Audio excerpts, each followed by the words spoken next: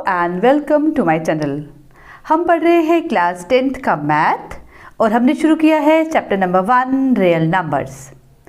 इस लेक्चर में हम सबसे पहले सीखेंगे कि जो आपका चैप्टर है रियल नंबर्स, इसमें क्या क्या मेन पॉइंट्स आपको पढ़ने हैं। इसके अलावा हम सीखेंगे बहुत सी ऐसी डेफिनेशंस जो इस चैप्टर में काम आएंगी। अपने लेक्चर को स्टार्ट करने से पहले मैं आपको कुछ समझा दूं, क्योंकि 10th का जो मैथ्स है उसमें बहुत सारे ऐसे कॉन्सेप्ट्स हैं जो 7th, 8th और 9th से मिलते जुलते हैं। मेरी हर वीडियो लेक्चर में कोशिश होगी कि मैं इतनी डिटेल में लेक्चर बनाऊं ताकि जिन बच्चों के 7th, 8th और 9th के कॉन्सेप्ट्स मिस हो गए हैं या जो बच्चे ये कॉन्सेप्ट्स भूल चुके हैं या जो अच्छे से समझ नहीं पाए, उनको भी समझ आ जाए और उनके जो कॉन्सेप्ट्स हैं वो भी अच्छे से क्लियर हो जाएं। इसलिए हो सकता है मेरी जो वीडियो लेक्चर्स हैं कुछ लेंदी हो जाएं, पर उनमें जो कॉन्सेप्ट होगा उससे कोई समझौता नहीं होगा। I will try to provide the best content to all of you. तो इसी के साथ अब स्टार्ट करती हूँ मैं इस चैप्टर की पहले कुछ डेफिनेशंस।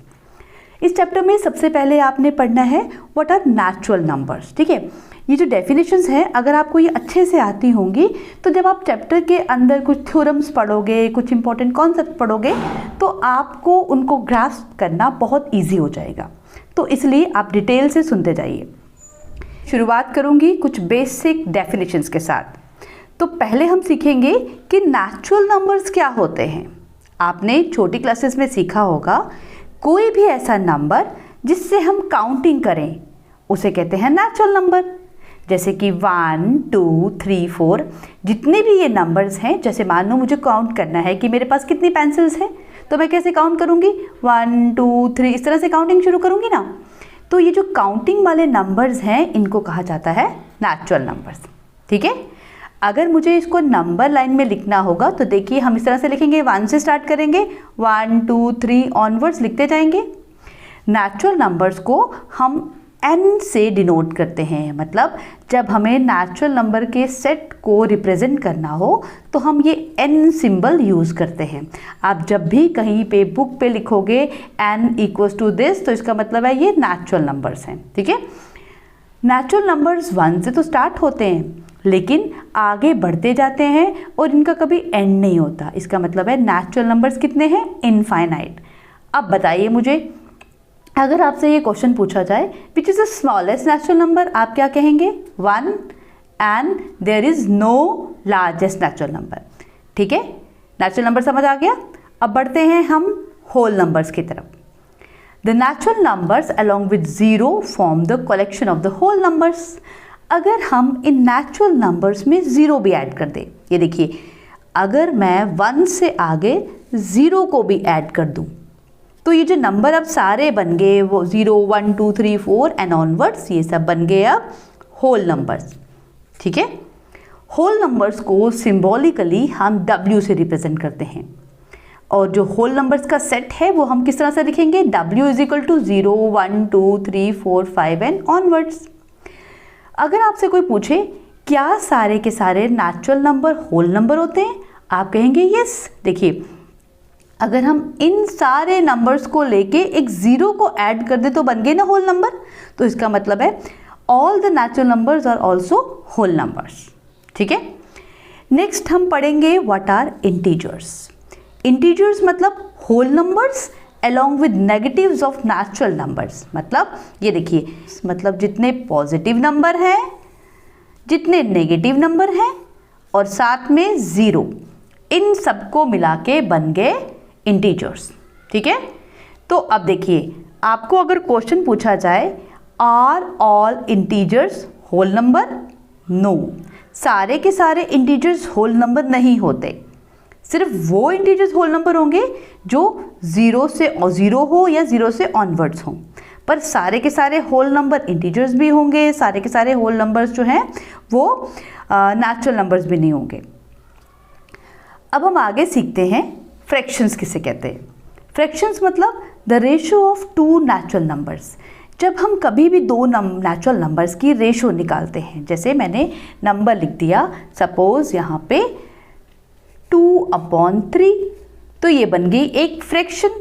ठीक है, फ्रैक्शन में जो ऊपर वाला नंबर है उसे कहते हैं न्यूमिनेटर और नीचे वाले को डिनोमिनेटर।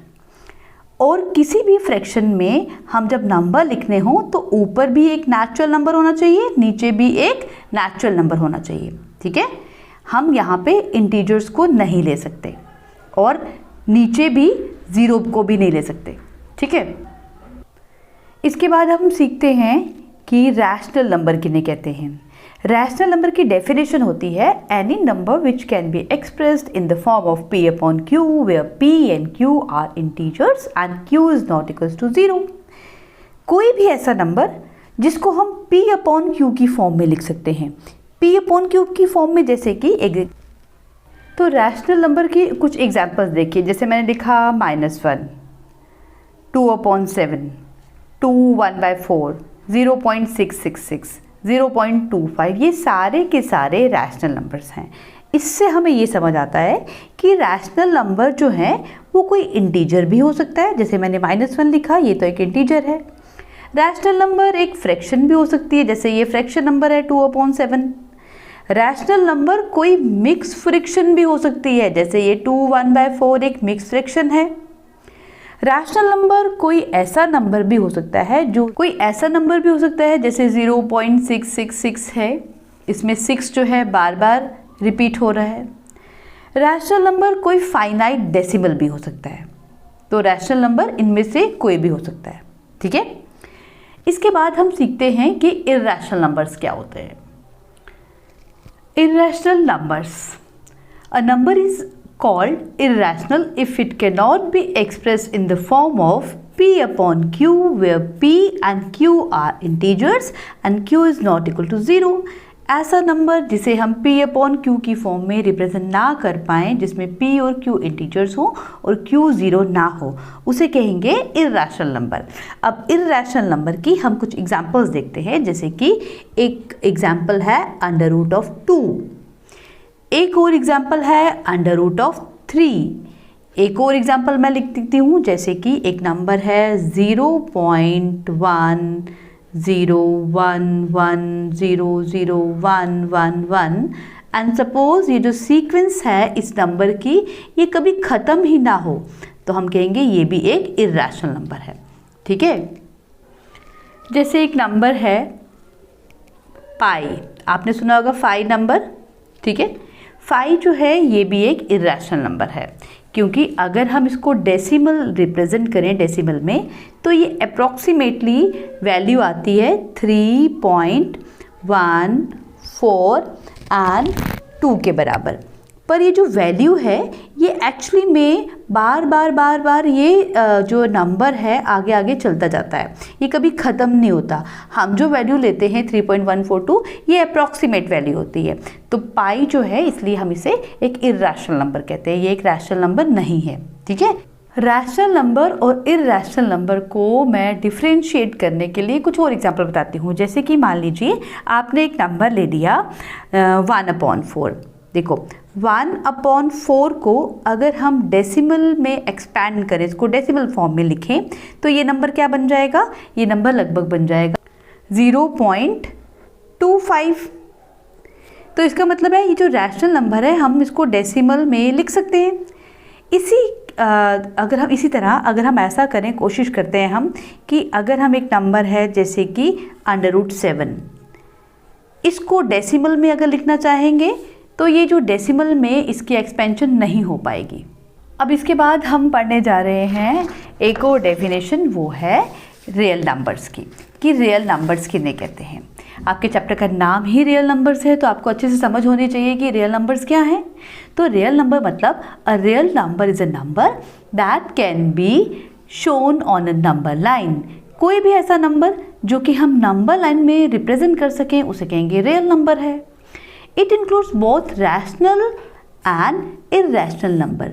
रियल नंबर्स में रैशनल नंबर भी शामिल होते हैं और इर्रेशनल नंबर भी शामिल होते हैं। ठीक है, तो हम इसको मतलब आसान शब्दों में हम ये कह सकते हैं कि जो रियल नंबर्स हैं वो उन सब नंबर्स को मिला के बनते हैं जो नंबर्स हमने कभी यूज़ किए हों, मतलब कि ऐसे वो नंबर्स जो कि आपने बचपन से लेके आज तक कभी भी यूज़ किए हों, वो सारे के सारे नंबर्स जो हैं वो रियल नंबर्स होते हैं। जो रियल नंबर्स हैं उनको एक्चुअली में हम रिप्रेजेंट करते हैं सिंबल आर से। ठीक है, ये जो सिंबल आर है ये इसको रिप्रेजेंट करने के लिए इस्तेमाल करते हैं। रियल नंबर्स की एग्जांपल होगी, जैसे मैंने लिखा 8, 4.67, -1/3, 5, ये सारे के सारे रियल नंबर्स हैं। अब हम ये कह सकते हैं कि रियल नंबर्स को बेसिकली हमने दो मेन ग्रुप्स में डिवाइड किया होता है, रैशनल नंबर और इर्रेशनल नंबर। ठीक है, सारे के सारे रैशनल नंबर, सारे के सारे इर्रेशनल नंबर मिला के बनाते हैं रियल नंबर्स। और यहाँ से अगर हम देखें तो नेचुरल नंबर्स जो हैं वो जब उसमें ज़ीरो ऐड कर देते हैं तो बन जाते हैं होल नंबर्स, और अगर हम सारे के सारे पॉजिटिव, नेगेटिव और ज़ीरो को भी इंक्लूड कर दें तो बन गए इंटीजर्स। तो ये हो गया सारा का सारा हमारा नंबर सिस्टम। इस नंबर सिस्टम को प्रॉपरली हम इस चार्ट के द्वारा भी समझ सकते हैं। ये देखिए रियल नंबर सिस्टम का चार्ट है जो आपको अच्छे से समझना है। इस चार्ट को हम यहाँ से स्टार्ट करते हैं। देखिए सबसे पहले इसमें आते हैं नेचुरल नंबर्स। नेचुरल नंबर्स मतलब काउंटिंग नंबर्स, 1, 2, 3, 4, 5, 6, ये सारे के सारे जो नंबर्स हैं जो हम काउंटिंग के लिए पर्पस के लिए यूज़ करते हैं वो हो गए नेचुरल नंबर्स। नेचुरल नंबर्स 1 से स्टार्ट करते हैं और इन्फिनिटी तक चलते हैं। इसके बाद अगर हम नेचुरल नंबर्स में ज़ीरो को इंक्लूड कर दें तो बन गए whole numbers. Whole number start होते हैं ज़ीरो से और आगे चलते जाते हैं। उसके बाद नेक्स्ट आते हैं इंटीजर्स। इंटीजर्स मतलब कि positive numbers, negative numbers including zero. Natural numbers मिल के बनाएंगे होल नंबर, और होल नंबर्स में अगर हम नेगेटिव नंबर भी डाल दें तो बन गए इंटीजर्स। और उसके बाद आते हैं रैशनल नंबर्स। रैशनल नंबर्स मतलब जितने भी नंबर्स जिनको हम P/Q की फॉर्म में लिख सकें, जैसे कि -1.5, -1, -0.5, 0, 0.5, 1, 1.5, ये सारे के सारे नंबर्स चाहे वो पॉजिटिव हैं, नेगेटिव हैं, इन सबको हम कहते हैं रैशनल नंबर। उसके बाद एक होते हैं इर्रेशनल नंबर, जो हमने भी सीखा कि ऐसे नंबर्स जिनको कि हम P/Q की फॉर्म में नहीं लिख सकते उन्हें कहते हैं इर्रेशनल नंबर, जैसे कि √2, √3, 5, √11, ये सब हो गए इर्रेशनल नंबर की एग्जाम्पल्स। सारे के सारे रैशनल नंबर्स और इर्रेशनल नंबर मिला के बनाते हैं हमारे रियल नंबर्स। ठीक है, तो ये तो हो गई नंबर सिस्टम की सारी कहानी। अगर आपको अभी तक का लेक्चर अच्छे से समझ आ गया तो ये तो थी रियल नंबर सिस्टम की सारी कहानी। अगर आपको अभी तक का लेक्चर अच्छे से समझ आ गया तो अभी जल्दी से कमेंट करके मुझे कुछ क्वेश्चंस के आंसर दीजिए। क्वेश्चन मेरा नंबर 1 है कि बताइए 5/3 जो है it belongs to which subset of real numbers. मतलब कि 5/3 जो है वो एक रैशनल नंबर है, इंटीजर है, होल नंबर है, नेचुरल नंबर है, या फिर एक इर्रेशनल नंबर है। ठीक है, तो पहला पैटर्न मैंने आपको होमवर्क क्या दिया, अभी बताइए मुझे कमेंट करके कि 5/3 किस सबसेट को बिलोंग करता है, मतलब किस कैटेगरी को बिलोंग करेगा। नंबर 2 जल्दी से बताइए कि अगर मैं नंबर लिखूं 1.66666, यानी कि इसको हम लिख सकते हैं 1.6 बार, ये किस सबसेट ऑफ रियल नंबर्स को बिलोंग करेगा। ठीक है, आपने बताना है कि क्या है, ये रैशनल नंबर है, इंटीजर है, रियल नंबर है, क्या है। ठीक है, नंबर 2 और नंबर 3 आपने मुझे जल्दी से बताना है कि 2.1 भी किस कैटेगरी को बिलोंग करेगा। ठीक है, जल्दी से आंसर कीजिए। और अगर आपको ये लेक्चर पसंद आ रहा है तो प्लीज़ जल्दी से एक लाइक कीजिए, अच्छा सा कमेंट कीजिए, और मेरी वीडियो को, मेरे चैनल को जल्दी से सब्सक्राइब भी कर लीजिए। ठीक है, तो चलिए एक बार फिर से जो अभी तक हमने पढ़ा उसको वापस से रिवाइज़ करते हैं। रियल नंबर्स मतलब any number that can be found in the real world is a real number. Simple सी डेफिनेशन है, जो भी हम अपने आसपास की दुनिया में कोई नंबर देखते हैं उसे कहते हैं रियल नंबर, ठीक है। और जैसे कि हम अब देखते हैं नेचुरल नंबर्स क्या होते हैं। नेचुरल नंबर्स मतलब हो गए ऐसे नंबर जो काउंटिंग के लिए इस्तेमाल करते हैं। इसके अलावा जैसे रैशनल नंबर्स क्या होते हैं, रैशनल नंबर्स जो है इसको असली में हम फ्रैक्शंस को रिप्रेजेंट करने के लिए इस्तेमाल करते हैं। और इरेशनल नंबर जो होते हैं ये हम ज़्यादातर यूज़ करते हैं for calculating the square roots. अगर हमें स्क्वायर रूट निकालने हैं, जो ऐसे नंबर्स जो कि परफेक्ट स्क्वायर नहीं है। परफेक्ट स्क्वायर क्या हो गया, आपको याद होगा, जैसे अंडर रूट ऑफ मैं लिखूँ 25, तो वो क्या होता है 5। इसका मतलब है जो 25 है एक परफेक्ट स्क्वायर है। ऐसा नंबर जो परफेक्ट स्क्वायर ना हो, जैसे कि अंडर रूट 11, इसका स्क्वायर रूट निकालने के लिए हम इरेशनल नंबर यूज़ करते हैं। उसके बाद देखिए, जैसे हमने देखा था इंटीजर्स। इंटीजर्स का मेन हमारी लाइफ में क्या पर्पस है, इंटीजर्स से हम क्वांटिटीज़ को मेज़र करते हैं। कुछ क्वांटिटीज़ जैसे कि टेम्परेचर हो गया, उसको मेज़र करने के लिए हम इंटीजर्स इस्तेमाल करते हैं। तो हमने ये देखा इस चैप्टर में कि जो अलग अलग नंबर्स हैं, जैसे कि natural number, whole number, integer, rational number, irrational number, ये सारे मिलके बनाते हैं रियल नंबर्स। इस चैप्टर में आगे हम सीखेंगे कि रियल नंबर्स की क्या क्या प्रॉपर्टीज़ होती हैं और किस तरह से इन्हें हम इस्तेमाल करते हैं। जो आपने पढ़ा वो तो थे कुछ बेसिक से कॉन्सेप्ट्स। अब 10th क्लास में सबसे पहले आप सीखेंगे एक थ्योरम। इस थ्योरम का नाम है the fundamental theorem of arithmetic. इस थ्योरम को सिखाने से पहले मैं आपको छोटे छोटे से दो कॉन्सेप्ट्स याद करवा दूं कि प्राइम नंबर्स क्या होते हैं और कंपोजिट नंबर क्या होते हैं, ठीक है। अगर आपको अच्छे से ये समझ आ जाएगा तो आपको ये थ्योरम भी समझ आ जाएगी।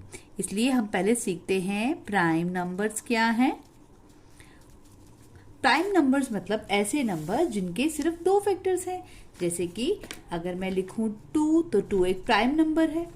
3 भी एक प्राइम नंबर है क्योंकि ये 3 अपने ही टेबल में आता है और 1 के टेबल में आएगा। इसी तरह से नेक्स्ट प्राइम नंबर क्या हो जाएगा 5, देन 7, देन 11, उसके बाद नेक्स्ट आ जाएगा 13 ऑनवर्ड्स, ठीक है।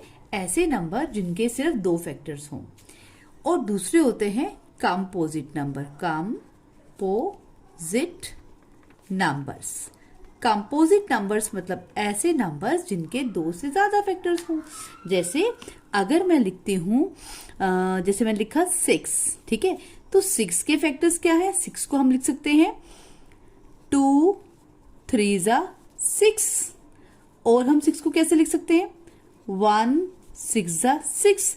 तो अगर मैं इसके फैक्टर्स लिखूं 6 के, तो कौन कौन से फैक्टर्स बन गए, 1 है इसका फैक्टर, 2 है इसका फैक्टर, 3 है इसका फैक्टर और 6 भी है।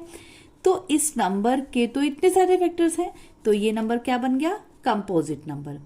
इसी तरह से अगर मैं लिखूं 15 को, तो 15 किस किस के टेबल में आएगा, 15 आएगा 3 के टेबल में, 5 के टेबल में। तो इसका मतलब है 15 के फैक्टर्स कौन कौन से बन गए, 15 के फैक्टर्स बन गए 1, देन 3, देन 5, देन 15 इटसेल्फ। तो 15 भी बन गया है कंपोजिट नंबर। समझ आ गया आपको कि प्राइम नंबर्स क्या है और कंपोजिट नंबर क्या है। अब हम पढ़ते हैं ये थ्योरम। ये थ्योरम कहती है कि every composite number can be written as the product of powers of primes and this factorization is unique apart from the order in which the prime factors occur. इसका मतलब है जितने भी कंपोजिट नंबर्स हैं उनको हम लिख सकते हैं as product of powers of prime, कि उसके जो फैक्टर्स हैं प्राइम नंबर, जो प्राइम फैक्टर्स हैं उनकी पावर्स को अगर हम मल्टीप्लाई करेंगे तो उसको हम कंपोजिट नंबर की फॉर्म में लिख सकते हैं। एंड दिस, और ये जो फैक्टराइजेशन है ये यूनिक है। इसको समझने के लिए मैं आपको एक एग्जाम्पल देती हूँ। इस बात को समझने के लिए हम कुछ एग्जाम्पल्स लेते हैं। हम स्टार्ट करते हैं 2 से, ठीक है। 2 जो है,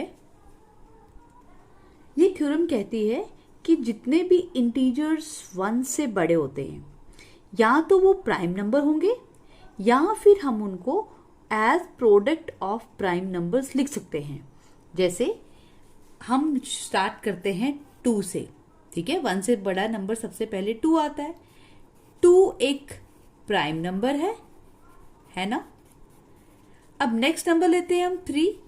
3 भी एक प्राइम नंबर है। अगर मैं 4 की बात करूं तो 4 को हम कैसे लिख सकते हैं?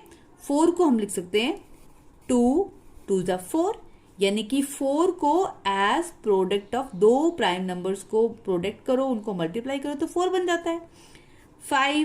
5 एक प्राइम नंबर है, ठीक है। 6 कैसे लिख सकते हैं हम? 2 3 जा 6, यानी कि 6 भी कैसे बन गया? दो प्राइम नंबर्स को मल्टीप्लाई करो तो 6 बन गया। 7 जो है ये एक प्राइम नंबर है। अब नेक्स्ट हम लेते हैं 8 कैसे बन सकता है? 2 2 जा 4 2 जा 8, अगेन 8 को भी हम तीन प्राइम नंबर्स को मल्टीप्लाई करें तो लिख सकते हैं। 9 को कैसे लिख सकते हैं? 3 3 जा 9, अगेन इसको भी हम दो प्राइम नंबर्स को मल्टीप्लाई करें तो लिख सकते हैं। इस तरह से आप पाएंगे कि जितने भी नंबर्स हैं, जितने भी कंपोजिट नंबर हैं, ठीक है, जितने भी नंबर्स हैं, देखिए या तो नंबर प्राइम है, जैसे ये प्राइम है, ये प्राइम है, और जो प्राइम नहीं है उनको हम दो प्राइम नंबर्स को मल्टीप्लाई करके बना सकते हैं। जैसे ये बना लिया, जैसे ये बना लिया, जैसे ये बना लिया, ठीक है। तो इस तरह से कोई भी अगर कंपोजिट नंबर है उसको एज प्रोडक्ट ऑफ प्राइम हम लिख सकते हैं। एक और एग्जाम्पल बताती हूँ मैं आपको। जैसे मान लीजिए मेरे पास एक नंबर है 12। हम 12 को कैसे लिख सकते हैं? हम 12 को लिख सकते हैं, 12 के अगर हम फैक्टर्स बनाएं तो हम लिख सकते हैं 2 2 जा 4 एंड 4 3 जा 12, तो 12 के ये फैक्टर्स बन गए। इसका मतलब है इस नंबर को मैं एज प्रोडक्ट ऑफ प्राइम लिख सकती हूँ। इसको मैं ऐसे भी लिख सकती हूँ, कोई फर्क नहीं पड़ेगा, ठीक है। और इस थ्योरम में ये कहा है कि जो इसके फैक्टर्स होते हैं उनमें जो ये फैक्टराइजेशन है ये यूनिक है, और इनका जो ऑर्डर है वो मैटर नहीं करता। मतलब कि अगर मैं यहाँ पे इस 2 को पीछे लिखूं, 3 को आगे लिखूं तो कोई फर्क नहीं पड़ता। जैसे मैं इसको लिख सकती हूँ ना यहाँ पे 2 इंटू 3 इंटू 2, एक ही बात है।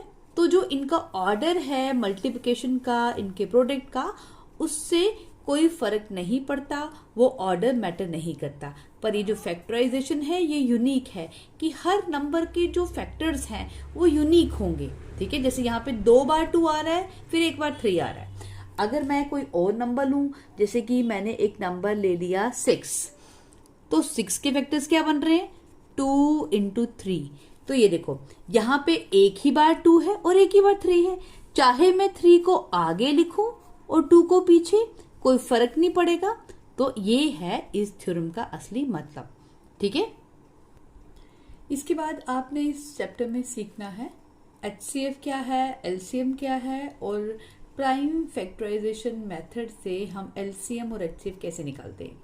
तो पहले सीखते हैं कि HCF क्या होता है। HCF की फुल फॉर्म होगी हाईएस्ट कॉमन फैक्टर, और इसका मतलब होता है, HCF का मतलब होता है product of smallest power of each common factor involved in the numbers, कि जो दो नंबर्स, अगर 2 नंबर्स हैं या 3 नंबर्स हैं, जिन जिन नंबर्स के हमें HCF निकालना है, हम उसके जो प्राइम फैक्टर्स हैं उनकी जो स्मॉलेस्ट पावर होती है उनके कॉमन फैक्टर्स की, वो लेते हैं। और LCM का मतलब होता है least common multiple, and it is equal to product of greatest power of each prime factor involve in the numbers. मतलब जो नंबर इन्वॉल्व होते हैं, प्राइम फैक्टर इन्वॉल्व होते हैं 2 नंबर्स के, उनमें जो ग्रेटेस्ट पावर है उन सबके प्रोडक्ट को हम कहते हैं LCM। अब हम एक एग्जाम्पल लेके समझते हैं कि LCM और HCF कैसे कैलकुलेट करते हैं, ताकि आपको अच्छे से समझ आ जाए। मान लीजिए मेरे पास एक नंबर है 12। 12 के फैक्टर्स क्या क्या हो जाएंगे? 2 इंटू 2 इंटू 3। इसको मैं ऐसे भी लिख सकती हूँ 2 की पावर 2 इंटू 3। और मेरे पास दूसरा नंबर है 8 को मैं क्या लिख सकती हूँ? 2 into 2 into 3, sorry 2 into 2 into 2, तो it is equal to 2 raise power 3। अब अगर मुझे LCM निकालना होगा तो हम क्या करते हैं, LCM में जो ये फैक्टर्स हैं 12 के और 8 के, इनमें जो कॉमन है, कॉमन में जो हाईएस्ट पावर है, जैसे यहाँ पे 2 की पावर 2 है, यहाँ पे 2 की पावर 3 है, तो जो हाईएस्ट पावर है वो लेंगे, उसके अलावा जैसे यहाँ पे 3 बच गया, इस 3 को भी ले लेंगे। यहाँ पे आगे नंबर ही नहीं है, तो ये जो नंबर मल्टीप्लाई करके आएगा वो होगा, क्या बन जाएगा, 8 into 3 which is equal to 24। तो इसका एलसीएम आ गया 24। अगर मुझे एचसीएफ निकालना होगा तो हम क्या करेंगे, इसके जो कॉमन फैक्टर्स थे इनमें जो लोएस्ट पावर है, लोएस्ट पावर क्या है, 2 रेज पावर 2, ये छोटी वाली पावर वाला नंबर जो कॉमन है वो ले लेंगे, विच इज इक्वल टू 4। तो 4 आ गया इसका एचसीएफ। ठीक है, तो ये समझ आ गया एलसीएम एचसीएफ क्या है।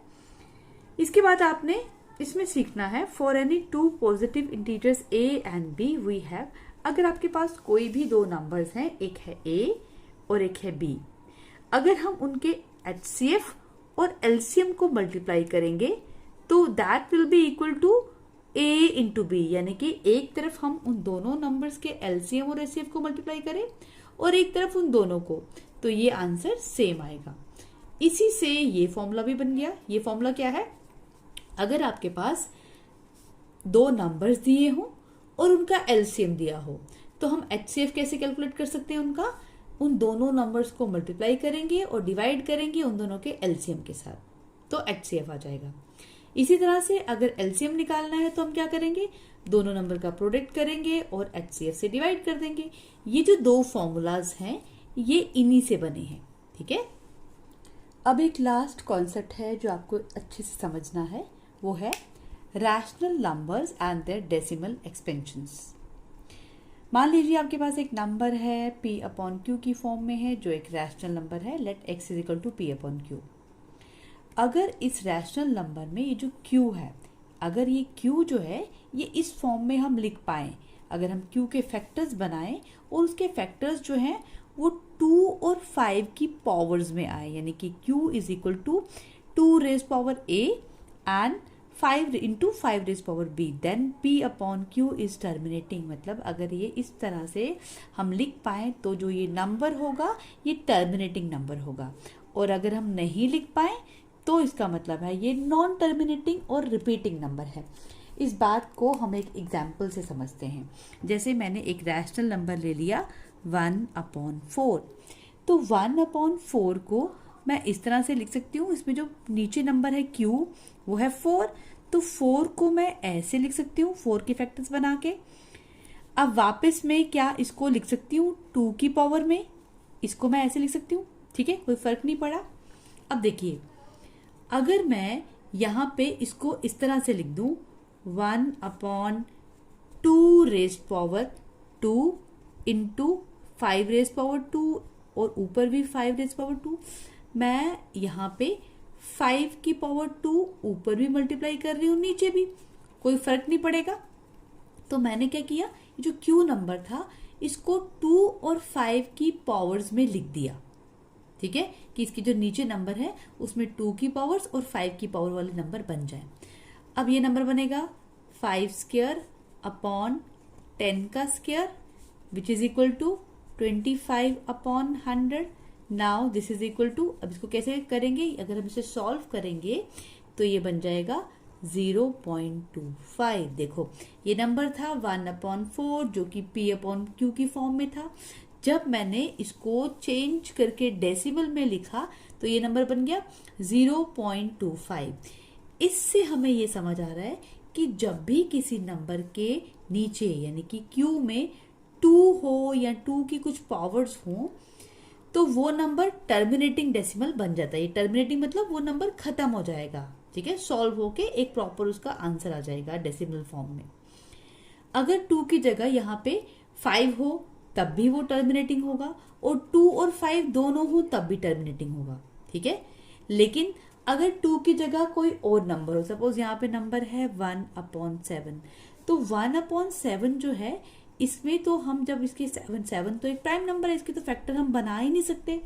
अगर हम इसे सॉल्व करते हैं, इसको पॉइंट में लिखने की कोशिश करते हैं, तो कैसे लिख सकते हैं हम, ये देखिए मैं लिख रही हूं, ये 1 है ये 7 है। ठीक है, कैसे लिखेंगे, पहले 1 तो छोटा है, 0 लिया, पॉइंट लगाया, 10 बन गया, 7 1 जा 7, 3, देन 7 4 जा 28, देन 2 कैरी हो गया, 20 बन गया, 7 2 जा 14, देन 6 बच गए, पॉइंट से 0 लिया।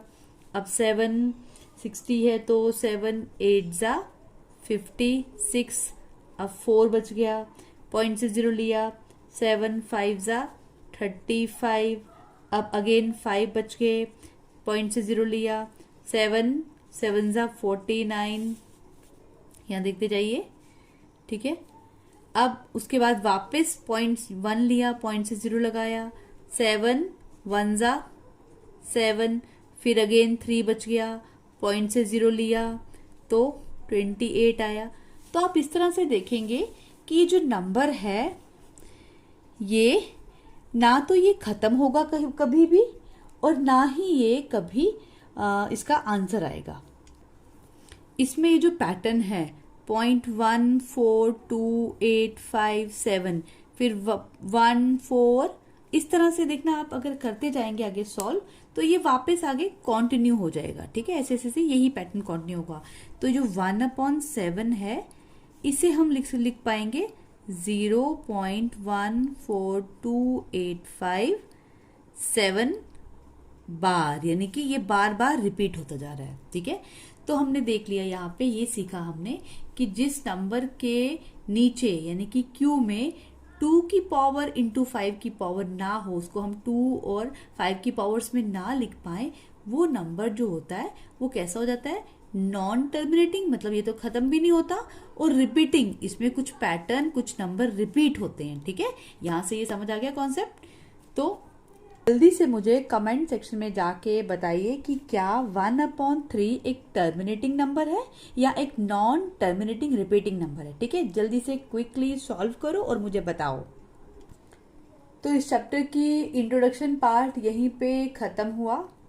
अगर आपको इसमें से किसी भी पार्ट में कोई डाउट है तो प्लीज कमेंट करके जरूर मेंशन कीजिएगा। नेक्स्ट लेक्चर में मैं आपके जो डाउट हैं वो ज़रूर कंसिडर करूँगी, और चैप्टर की फर्स्ट एक्सरसाइज, सेकेंड एक्सरसाइज, बाकी की एक्सरसाइजेस को पढ़ने के लिए जल्दी से मेरे चैनल को सब्सक्राइब करो। अब मिलते हैं नेक्स्ट वीडियो में, तब तक के लिए bye bye and take care.